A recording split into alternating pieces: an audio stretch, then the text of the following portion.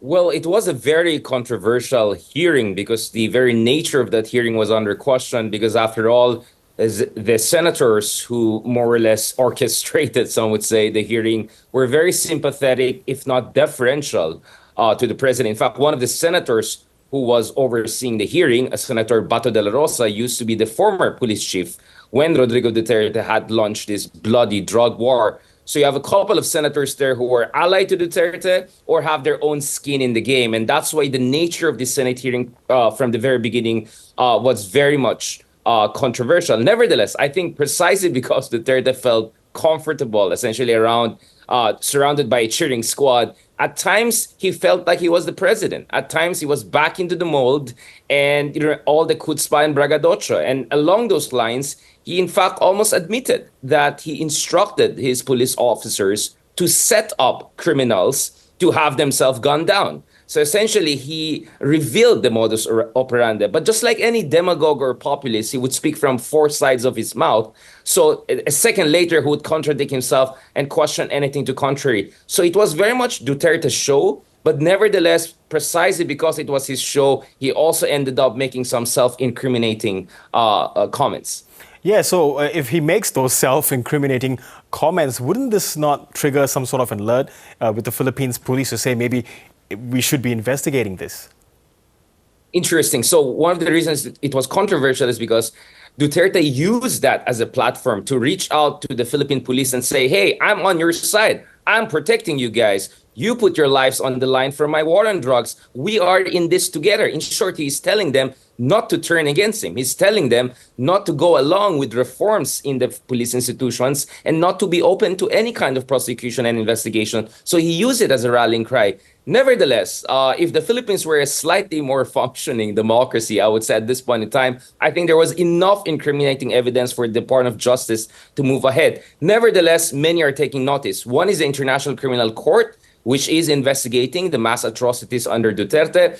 Obviously, there are also people in other branches of the state, particularly in the Philippine Congress, because this was in the Senate, who are keen on making a much more forceful hearing and investigation into Duterte's alleged crimes against humanity when he was the president of the Philippines. So for me, it was a controversial hearing. Nevertheless, there was enough self-incriminating commentaries and enough pushback by the only progressive opposition senator there, Riza Hontiveros, who also confronted the president and told him what you're saying is wrong. It's against the law and against the Constitution. So I think that provides enough material for succeeding chapters, particularly if the ICC, Department of Justice, or the lower house of the Philippine Congress step in for real investigation of what happened. Yeah, I suppose that then the Justice Department has a lot to answer for in terms of what the president had done during his time in power. Do you see anything that the Justice Department might do, especially coming from the Philippines first?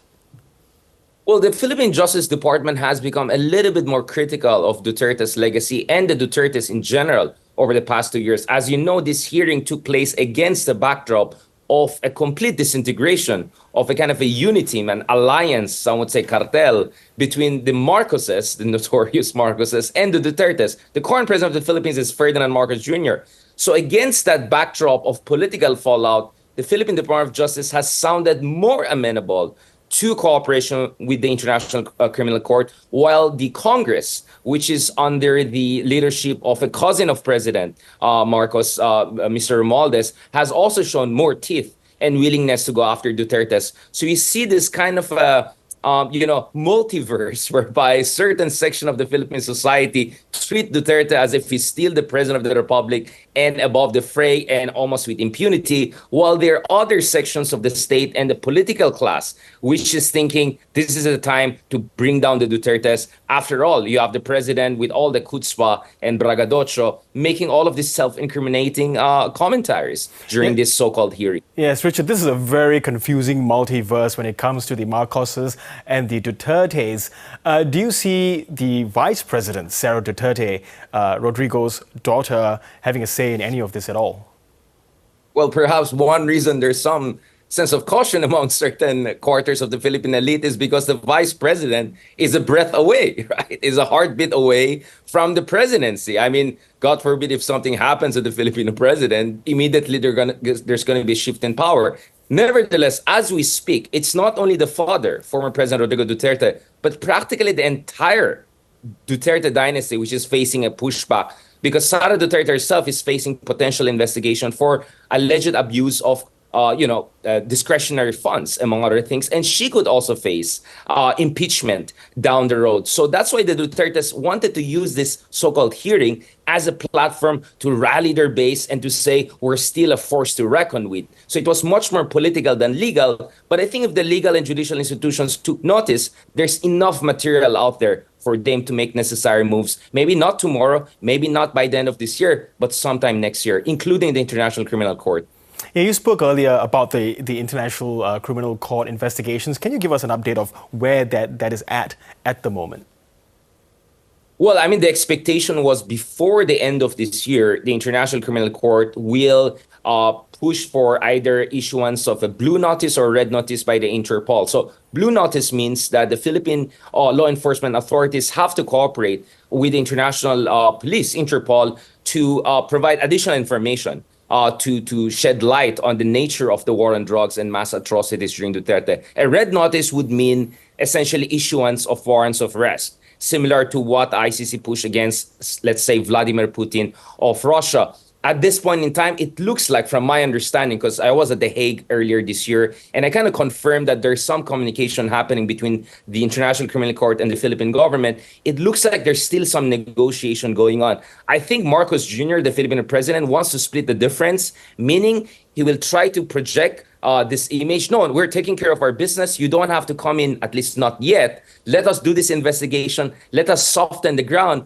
Maybe later on, I'll be open to you guys stepping in. So it's very possible that behind the scenes, there's a lot of these negotiations and coordination between the International Criminal Court and the Marcos Jr. government. And Marcos Jr. is also using this as a Damocles sword as the Philippines heads into a midterm elections in the coming months. So that upcoming elections is also adding complexity, because if you're Marcos Jr. on one hand, you have all the levers of power to bring down Duterte's, but you also do not want to make them look like victims, right? Because they'll use that in order to mobilize their base in the upcoming elections that could be very much existential for that notorious dynasty. Yeah, cue the political maneuvering.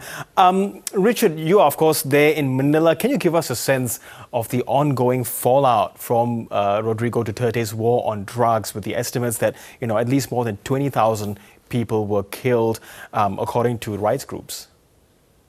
Yeah, it's something very, very tragic. And in fact, we're at the point where we're debating, was that just populism, or at least, or perhaps a form of fascism?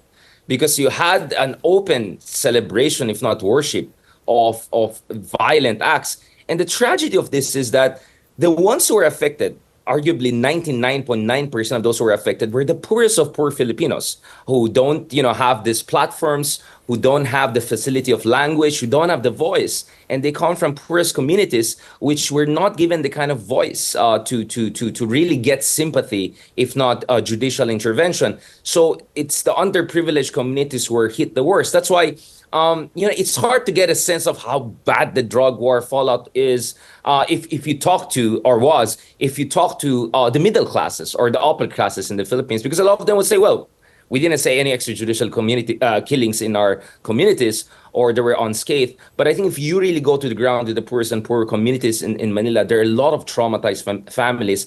More than 150 children apparently were also killed in this operation. So not only drug suspects, but also family members and minors were killed. And we're also talking about potentially the things that Duterte did when he was mayor of Davao City, another major city in the Philippines in the past. So to be honest, we're still coming to terms with the shock, with the moral shock and the humanitarian catastrophe that the Duterte drug war meant. And I think a lot of my fellow Filipinos are still trying to come to terms with that. And that's why I think there's still a lot of discomfort, if not denialism, with respect to how tragic that was. So it's ironic. I go abroad and everyone tell you, my goodness, what's happening in your country? Tens of thousands have been killed. I come back to Philippines and talk to people, and people, a lot of them try to dismiss it, downplay it, or they're having a hard time emotionally to say, oh my goodness, I didn't speak out all those 6 years when tens of thousands of my countrymen were being essentially massacred based on the reports we're seeing. So there were very few of us who bothered to speak out. And for a while, I was almost exiled, self-exiled there in Australia, among other places,